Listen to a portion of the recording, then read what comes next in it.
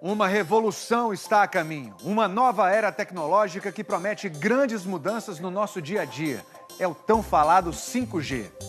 Mas você sabe o que é o 5G? O repórter Felipe Santana mostra como o Brasil e o mundo estão se preparando para implantar essa rede que promete conexões ultra rápidas de internet. E explica por que o 5G virou o centro de uma disputa entre duas potências. Tudo vai estar na nuvem. Médicos em Londres vão operar um paciente em São Paulo. Os carros vão se dirigir sozinhos e causar menos acidentes. A realidade virtual vai finalmente ficar acessível. Você vai dançar ao lado do ídolo e ver um jogo dentro do campo de todos os ângulos. São trilhões, muito dinheiro numa nova economia em que tudo vai ter internet. Ainda não dá nem para imaginar quais as possibilidades. O mundo vai mudar com o 5G. Aqui em Nova York já tem internet 5G.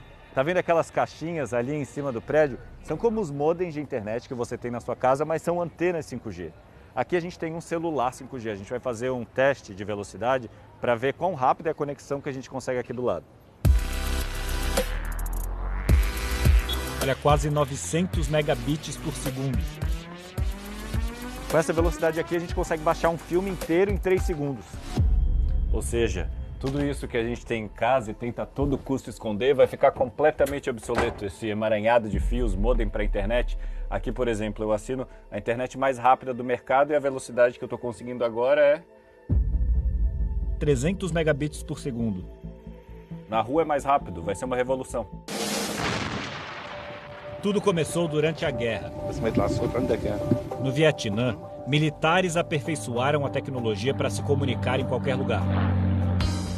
E aí, nos anos 70, surgiu o celular. É o 1G, a primeira geração, os famosos tijolões. A segunda geração de telefonia móvel, o 2G, possibilitou que a gente começasse a mandar mensagens de texto.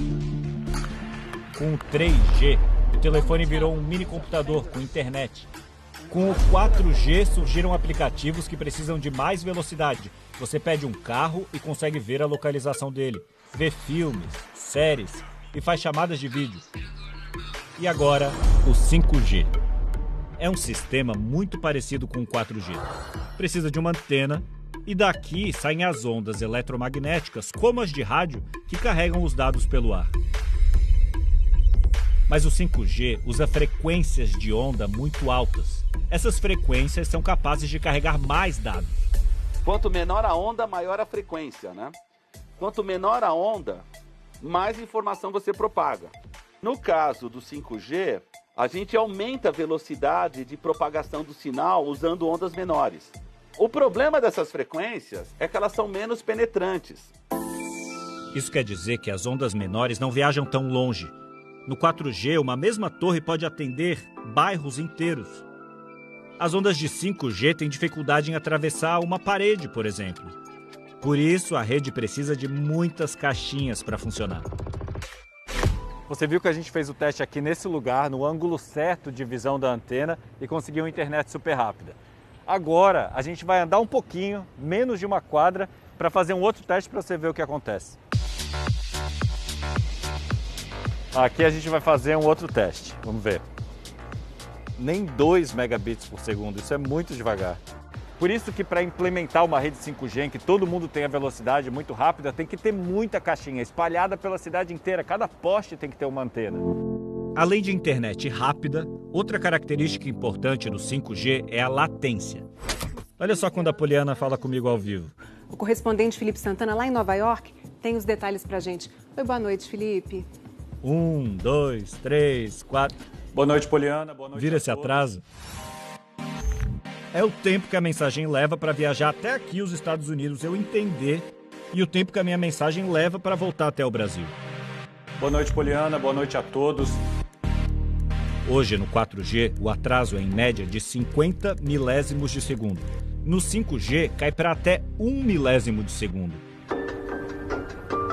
A latência pode decidir se esse cara aí da bike ou esse com o cachorro vão ser atropelados por um carro autônomo ou não. A gente fez um test drive em Nova York. Os carros autônomos já existem, eles só não funcionam direito. Hoje, se eu estou andando a 100 km por hora e o carro prevê um perigo, por causa da latência ele não vai obedecer imediatamente. O professor Marcelo Zufo calculou esse atraso. Você manda o carro parar, o carro vai andar 3 metros. O carro está dirigindo autonomamente e ele está se guiando, eu não estou apertando no acelerador nem no freio. O carro está fazendo tudo isso conectado na internet e com sensores ao redor que percebem a movimentação dos carros em volta. Mas a promessa é que com a internet... Olha, ele está me dizendo agora que eu tenho que botar a mão no volante e que eu tenho que acelerar, porque para essa parte do trajeto ele não está mais disponível para se guiar sozinho. Como é que eu tiro? Não, deu. Não conseguimos, é só uma parte do trajeto que ele consegue se guiar sozinho. Com 5G, o tempo de resposta vai ser quase automático. Cada pessoa, cada carro, vai tudo se comunicar. Você vai trabalhar com dispositivos tão inteligentes que daqui a alguns anos teu neto, teu filho vai dar risada. Fala, ah, tio Felipe, ridículo, o senhor usava esse smartphone, porque é a internet das coisas. Fazendas automatizadas com tratores farão a colheita. Animais com chips para a gente monitorar o comportamento em tempo real. Drones que detectarão na hora estragos em florestas. Portos e aeroportos distribuirão sozinhos as cargas. E até ambulâncias que, enquanto transportam o paciente, já estão mandando informações da saúde dele para o hospital. É uma corrida do ouro. 5G, ele não afeta só o consumidor, a pessoa que está em casa. Ele afeta a infraestrutura das cidades, a infraestrutura de serviços públicos e a política industrial do país. Parece uma realidade distante para o Brasil, onde 30% da população ainda não tem acesso ao 4G. Existem áreas rurais e periferias de grandes cidades ainda sem internet. São cerca de 100 mil antenas como essa hoje em dia no Brasil, antenas de 4G. Enquanto isso, na China, já são 600 mil antenas só para distribuir o 5G, com cidades inteligentes totalmente conectadas. E uma grande empresa que tomou a dianteira da tecnologia no mundo. Nós entramos num dos centros de produção da Huawei, no interior de São Paulo. Tudo já opera na rede 5G. Nós temos 12 robôs na nossa operação, eles trabalham de forma autônoma. Eles movimentam a carga sozinhos. Identificam obstáculos sozinhos. E quando precisam de energia, vão lá se autocarregar. Boa parte das antenas que mandam os dados para o seu celular hoje em dia no Brasil já são da Huawei. O Sun Baocheng é o presidente da empresa no país. Fazemos negócios não só aqui, mas em mais de 170 países e regiões ao redor do mundo. Essa presença e o tamanho colocaram a empresa no centro de uma disputa mundial. De um lado, a China. Do outro, os Estados Unidos. Os chineses estão implantando 5G muito mais rápido porque o governo da China parece estar no controle. A segurança é uma preocupação. E os Estados Unidos e outros países querem assegurar que o tráfego de dados não está sendo interceptado ou monitorado por outro país. Recentemente, o Reino Unido disse ter encontrado falhas em produtos da Huawei que colocariam em risco as telecomunicações do país. Mas também afirmou que não tem evidência de que informações tenham sido repassadas ao governo chinês. Existem diversas acusações, sem quaisquer evidências, que nos acompanham ao longo de toda a nossa história. E aí, no meio dessa nova Guerra Fria, vem a desinformação. Manifestantes incendiaram antenas pelo mundo depois de um boato de que a Covid era transmitida pelo 5G.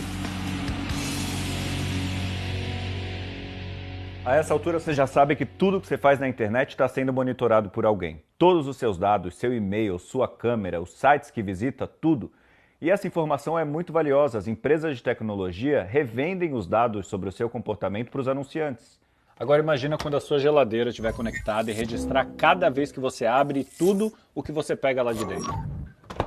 A hora em que você liga o fogão ou abre a torneira. Esse é o ouro da tecnologia 5G, informação precisa sobre a população do mundo todo. Ao Fantástico, a Embaixada dos Estados Unidos no Brasil afirma que a lei chinesa exige que empresas como a Huawei cooperem com serviços de inteligência e segurança do país, criando condições para monitoramento sem autorização, roubo de informação comercial e espionagem. Ou seja, dizem que a Huawei espiona. A empresa nega que dê informação para o Partido Comunista Chinês. O governo chinês nunca exigiu que empresas que operam no exterior, como a Huawei, fornecessem quaisquer dados à China. Se o Huawei tiver algum pecado, eu diria que ele tem dois pecados. Primeiro, é uma empresa chinesa. O segundo pecado é uma empresa chinesa competitiva que pode ameaçar a hegemonia tecnológica dos Estados Unidos. Donald Trump baniu a Huawei dos Estados Unidos. E agora pressiona para que outros países barrem a gigante chinesa na hora de montar a rede 5G. Suécia, Japão, Reino Unido e França já criaram restrições. Aqui no Brasil, outras grandes empresas concorrem com a Huawei. A sueca Ericsson e a finlandesa Nokia. Todas fabricam a tecnologia, ou seja, aquelas caixinhas, que serão vendidas para as operadoras de telefonia instalarem suas próprias redes de 5G e assim oferecer internet rápida. E é isso que vai permitir o desenvolvimento de incontáveis aplicações. A ideia do 5G é conectar toda a sociedade. Com o 4G a gente conectou todas as pessoas. Agora a gente vai conectar todas as coisas com o 5G. Na fábrica da Ericsson, os funcionários já montam os dispositivos que permitem a migração da rede 4G para a rede 5G.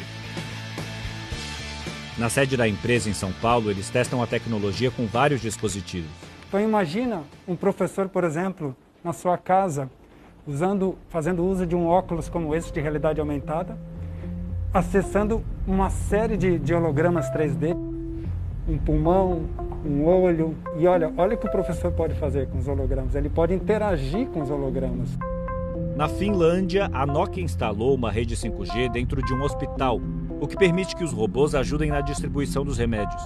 Com isso, você está utilizando melhor os recursos dos hospitais públicos. Quanto mais eles conseguem otimizar e fazer com que o profissional esteja atendendo o paciente, melhor são os resultados. Mas para tudo isso virar realidade, não basta só ter caixinha. Tem que ter frequência disponível. Hoje em dia a rede 4G é como a rodovia Imigrantes em São Paulo em véspera de feriado.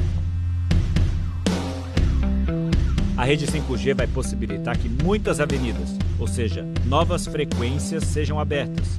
E dessa forma vai ter muito mais espaço para conectar qualquer coisa à internet. Para isso, o governo brasileiro tem que fazer o famoso leilão do 5G. É que existem no céu essas espécies de avenidas por onde passam as ondas eletromagnéticas. As operadoras de telefonia celular vão pagar para usar cada uma dessas frequências. Elas são públicas, para isso tem que fazer um leilão, é uma concessão. Esse é o passo mais básico, mas a gente vem adiando há um tempão. O governo nega atrasos. O Ministério das Comunicações diz em nota que o presidente está ciente de que as discussões sobre o tema transcorrem dentro do horizonte temporal esperado. O leilão ele não está atrasado. Ele não aconteceu na nossa primeira expectativa de realização, que era no começo desse ano, por uma série de questões, de avaliações técnicas que estavam sendo feitas ainda. A expectativa que temos agora é que ele aconteça no primeiro semestre do ano que vem, de 2021. As operadoras de telefonia que vão participar do leilão dizem defender a liberdade econômica. Que não haja nenhum tipo de restrição a nenhum tipo de fornecedor, e que o modelo de regulação possa resolver as questões de segurança. Mas o governo brasileiro está sob pressão. Essa semana, uma comitiva do governo americano foi a Brasília e ofereceu subsídios para o Brasil vetar o uso de produtos da Huawei no leilão do 5G. O Ministério das Comunicações não respondeu aos questionamentos do Fantástico sobre a implantação do 5G. Se limitou a dizer na nota que esse é um tema de Estado, de segurança de dados. O leilão ele não trata de fornecedores de infraestrutura. A Anatel é um órgão técnico, né? A gente implementa políticas públicas. Existindo alguma diretriz, aí vai caber a gente, junto com os demais órgãos do Executivo, executá-la. Mas não existe nenhuma diretriz nesse momento e não cabe a gente entrar em mérito dessas questões, né? Ainda não dá para saber quanto vão custar os celulares e os planos de dados no Brasil. Hoje já tem operadora dizendo que oferece o 5G, mas não é 5G na sua eficácia máxima ainda. Então está usando a palavra 5G para dizer que aquela rede é melhor ou que a conexão é melhor. Mas isso não é 5G. E, obviamente, quando ele é implementado, a experiência do usuário também é totalmente distinta da experiência que a gente tem hoje com conectividade no Brasil. Se você quiser saber a sua velocidade de internet hoje, é só acessar o site do Fantástico, g1.com.br/fantástico. Para ter o 5G de verdade, só depois do leilão.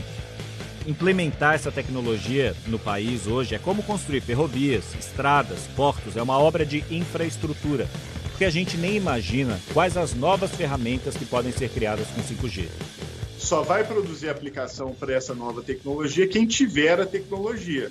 Então, se o Brasil demorar, outros países que tiveram a tecnologia primeiro vão desenvolver produtos, serviços que depois o Brasil vai comprar. E isso é muito grave.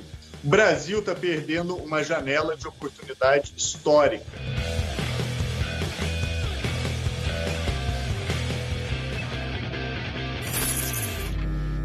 Lá no nosso podcast, você vai entender um pouco mais sobre essa guerra comercial envolvendo o 5G e as possibilidades impressionantes dessa tecnologia. Acesse e compartilhe essa novidade com seus amigos.